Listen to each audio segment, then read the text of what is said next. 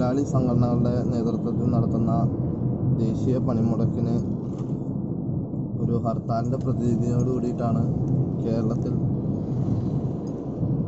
കേരളത്തിലെ ജനങ്ങൾ കണ്ടിരിക്കുന്നതെന്ന് തോന്നുന്നു.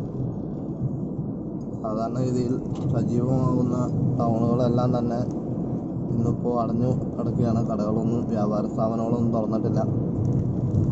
കൂടാതെ ടാക്സി അതേപോലെ തന്നെ പൊതുഗതാഗത മാർഗങ്ങളോ സംവിധാനങ്ങളോ ഒന്നും തന്നെ പ്രവർത്തിക്കുന്നില്ല.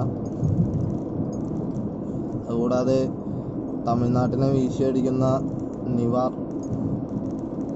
ചുഴലിക്കാറ്റിൻ്റെ അനുബന്ധിച്ച് കേരളത്തിൽ അങ്ങോളം ഇങ്ങോളം പലയിടങ്ങളിലും മഴ ലഭിച്ചിട്ടുണ്ട്.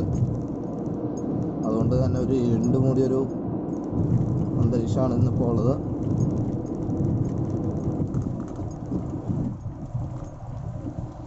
റോഡിലാണെങ്കിൽ തന്നെ വാഹനങ്ങളുടെ എണ്ണം വളരെ ഗണ്യമായി കുറഞ്ഞിട്ടുണ്ട്. കുറേ സ്വകാര്യ വാഹനങ്ങളല്ലാതെ വേറൊരു വാഹനം തന്നെ ഓടുന്നില്ല.